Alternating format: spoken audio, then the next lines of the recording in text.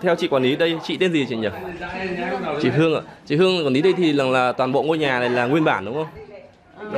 Nguyên bản nhưng mà không phải 100%, ví dụ như là nó cũng sửa một chút rồi. Dạ vâng. Như là cái tường thì chát lại áo rồi. Vâng. Cái cửa sổ kia là cũng mở rộng rồi. Cửa sổ mở rộng rồi nhỉ? Em nhớ ngày xưa cửa ngày xưa nó chỉ bằng lửa ở đây đúng không? Thấp thấp. Ô thoáng. Ô thoáng. Và bộ bàn ghế đây sao hả chị? Bàn ghế rồi đồ đạc là không còn nữa. Toàn bộ đây gỗ là gỗ lim hết chị. Mấy cái cột lim càng ngày càng chai này nhỉ? Càng ngày càng bóng rồi. Lim thì càng để càng lâu nó càng bóng. Thì, nhất là có người ở xong sờ tay vào nó bóng. Sử dụng có hơi người nữa thì lâu hơn. Rất là bóng. Rất là bóng và đẹp.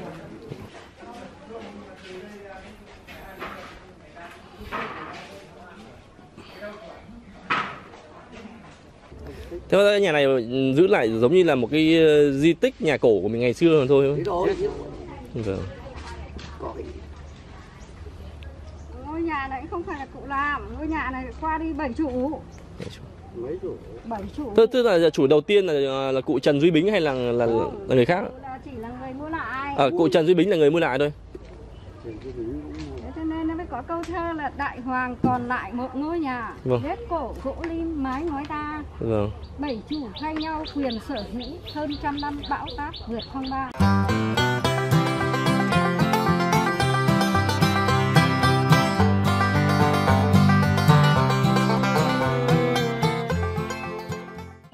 Chào các bạn đến với kênh Go and Eat. Hiện tại mình đang ở làng Đại Hoàng, huyện Lý Nhân, tỉnh Hà Nam. Ngay trước mặt mình đây là ngôi nhà của bá Kiến thời xưa, xuất hiện trong truyện của Lam Cao. Chắc hẳn mọi người đã biết đến tác phẩm Chí Phèo với những cái nhân vật chính là Chí Phèo, Thị Lở và bá Kiến. Bây mình sẽ đi vào trong nhé.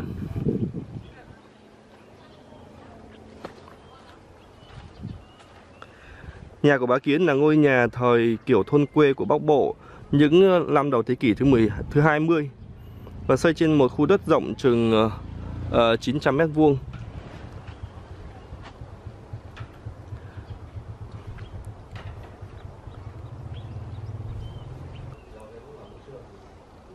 Người dựng ngôi nhà này chính là cụ Cựu Hanh, một lái buôn giàu có nổi tiếng ở vùng đồng bằng sông Hồng. Lúc bấy giờ cụ đã thuê một tốp thợ mộc khoảng tầm 20 người và thi công và làm ngôi nhà này trong vòng một năm trời. Chủ nhân thứ hai của ngôi nhà là ông Trần Xuân Sầm, tức là con trai của cụ Hanh. Khi ông Sầm mất đi thì ngôi nhà này được giao cho con trai tên là Trần Duy Cáp. Sau khi 7 đời chủ, đến tháng 11 năm 2007 thì ngành Văn hóa Thông tin Hà Nam đã mua lại ngôi nhà này từ vợ chồng ông Trần Hữu Hòa và giao cho phòng văn hóa và thông tin quản lý. Bây giờ mình sẽ vào bên trong ngôi nhà các bạn nhé, để xem kiến trúc của ngôi nhà và những cái vật dụng hàng ngày ở bên trong ngôi nhà. Ở ngay mọi người nhìn này, ở ngay cái nền này, mọi người nhìn đây là nền gạch được lát bằng gạch truyền thống, gạch đỏ được đóng bằng tay, mái đỏ truyền thống theo hình vảy cá.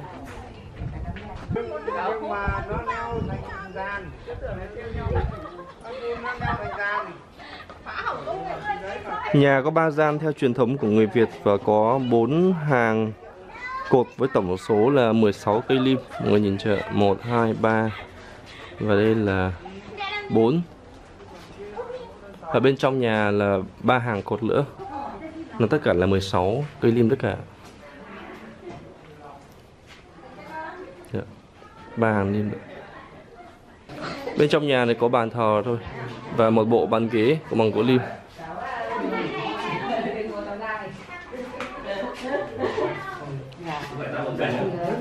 Mà đặt trên bàn thì mình thấy là có 3 nồi cá, 3 nồi cá kho nổi tiếng của làng Vua Đại đây.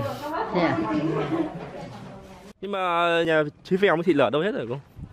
Làm đây có nhà bác Kiến, làm đây có Chí Phèo bác anh. Ngày xưa gọi là có những cái người là họ hay ăn vạ thì người ta mới gọi là người ta ghép vào để nhân vật Chí bá Kiến, Chí Phèo chứ làm gì mà có. Tức là chỉ có bá Kiến chứ là Chí Phèo với Thị Lở là không có. Không có. Bá Thị Kiến không có. Ngày xưa là có mà ông thì ông ấy là cụ Tránh. Cụ Tránh. Ở đây thì cụ ấy. Thế nhà cụ kia ạ? Đấy cái nhà ấy thì cái nhà ấy là mua đi bán lại đến 7 chủ cơ. Nhưng mà có đúng cụ Tránh ở đấy không ạ? Không phải là cụ Bá Kiến. Vâng. Mà có một cụ ở đấy. Vâng. Nhưng mà họ dưới ngoài viết của nhà văn Nam Cao là họ dựa lên trên tiểu thuyết thì người ta viết thành tác phẩm thôi. Dạ vâng. Tức là phản ánh cái xã hội mình ngày xưa đúng không cô? Tức là người có Bá Kiến, có Chí Phèo. Dạ vâng. Tức là đại diện cho hai tầng lớp, là một tầng lớp giàu và một tầng lớp nghèo. Và họ có những xung đột với nhau. Vâng. Ngày xưa cô trông ở nhà đấy 8 năm rồi. Cô trông 8 năm. Vâng. Bây giờ gọi là gì? Gọi là giữ lại cái ngôi nhà cổ. Nhà cổ thôi ạ. Vâng. Đặc trưng của đồng bằng Bắc Bộ. Giữ lại cái ngôi nhà cổ mà ngày xưa có một ông cụ ông đã từng làm đi làm gió ngay trên cái mảnh đất thôi. Dạ, các ông chắc là thương gia không? Nhà giàu không? Là nhà giàu. Dạ vâng. Cũng là người tài giỏi. Dạ vâng. Ông ấy đã dùng tiền để mua chức mua quyền. Dạ vâng. Để cuối cùng ông lên được cái chức nghị viên Bắc Kỳ. Ồ, nghị viên Bắc Kỳ của. Đấy. To phết không nhỉ? Trên cái đại biểu Quốc hội bây giờ. Vâng.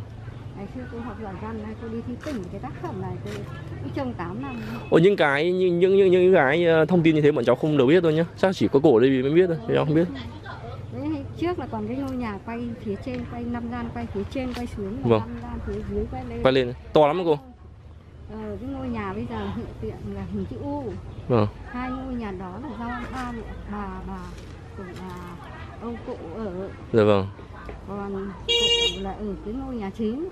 Dạ vâng. Chỉ riêng có bà ba là người đẹp gái nhất và cụ yêu ái nhất là cụ cho lai vãng lên đây. Vâng. Thế cái nhà đấy bây giờ đâu rồi? Có cái nhà hình chữ U ở đâu rồi? Hai nhà khá đi này thấy. À, mới còn mỗi cái nhà này cơ. Hai nhà ấy thì là các cụ cũng là ngôi nhà. Nhà cậu cụ ngoại của bác à? Cụ Năm Bà đó. Năm Bà cơ. Đời thứ 5. Tôi là bà Tư. À, đời thứ 4, ông này đời thứ 4.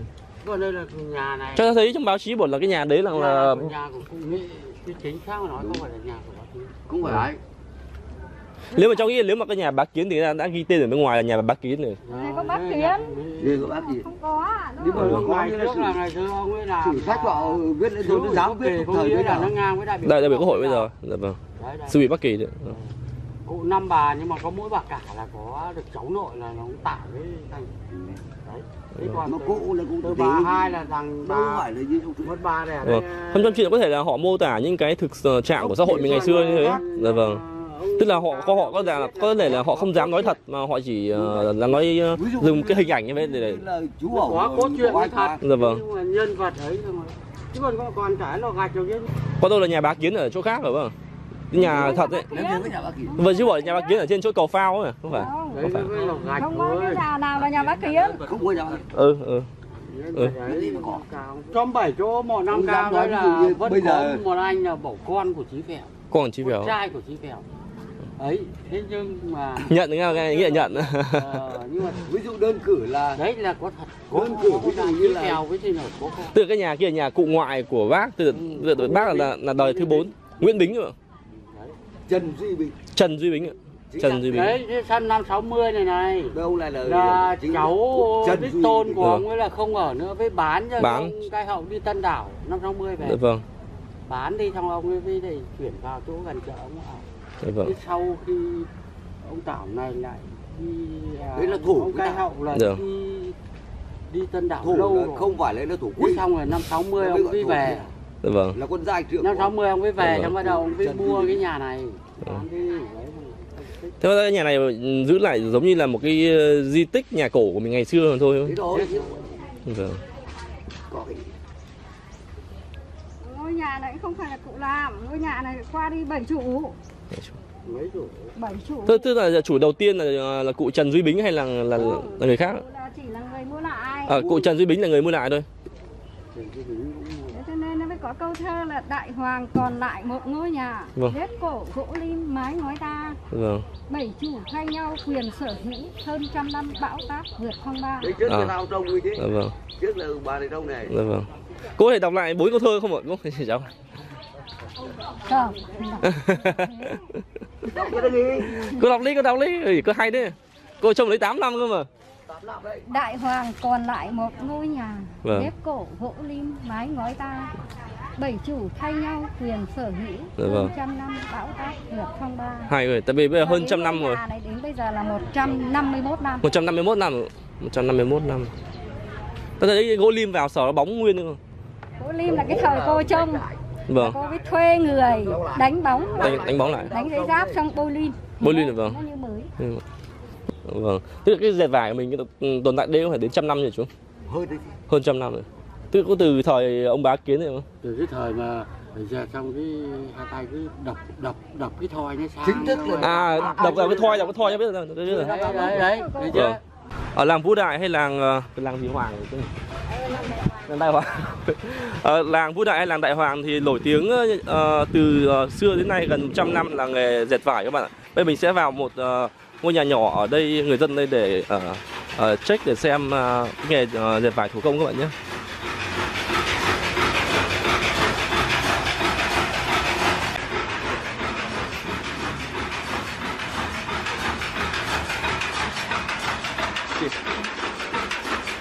Có về chạy bằng máy hết thì nhỉ? Đây các bạn ạ, một nhà dân làm nghề dệt vải thủ công. Bây giờ họ không chạy bằng con thoi gỗ mà chạy bằng máy hiểu không?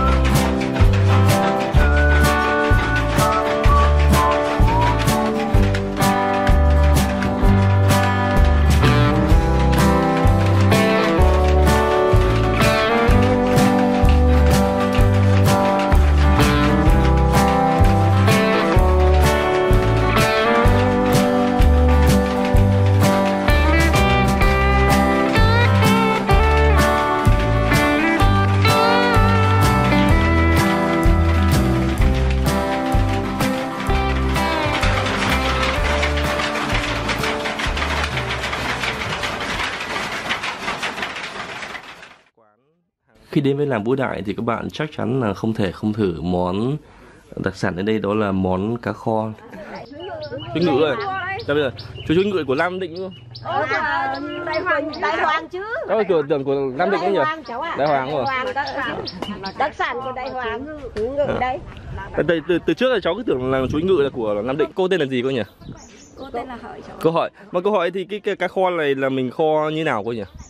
Cá kho này á cháu, cô là kho trong khoảng 8-9 tiếng cháu. Vâng, tức tầm 10 tiếng đổ lại. Đấy, vâng. tầm 10 tiếng đổ lại đến 8 tiếng. Vâng. Mà cái thời gian khi nào mình kho đấy là đun nó nhỏ lửa một chút thì là cá nó ngon, nhưng mà lúc nào cũng phải là đều lửa. Vâng, để cho nó lục xương đúng không? Đấy, xương nó ngon.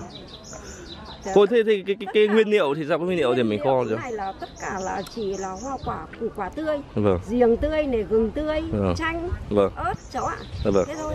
Mà không có ớt thì mình có thể cho hạt tiêu. Dạ vâng. Đấy. Dạ vâng. Và ba chỉ lợn. Ba chỉ lợn đúng không? Ừ. Đây là nồi cá kho đây ạ. Đây là nồi cháu ạ. Cháu có thể là ấy một tí thưởng thức này. Đang đi lấy đũa cháu ạ. Đây trong một cái hộp cá mình mua có là 70.000 thì có 2 khúc cá, có thịt ba chỉ đấy. Đây có giềng băm đấy. Đây cháu đừng quay ở cái cháu nó đang quay. Có đây miếng giềng to, chắc có cả gừng nữa. Ok, mình sẽ thử các bạn nhé. Khúc cá thì cứng nhá.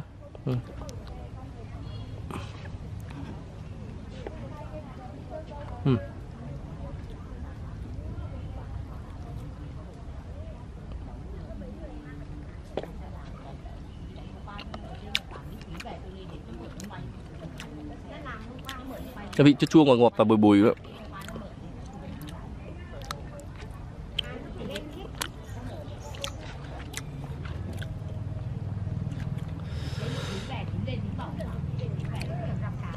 Đây con này có trứng này. Mình thích ăn nhất trứng, còn có trứng. Nó nhìn trứng cá nhỉ.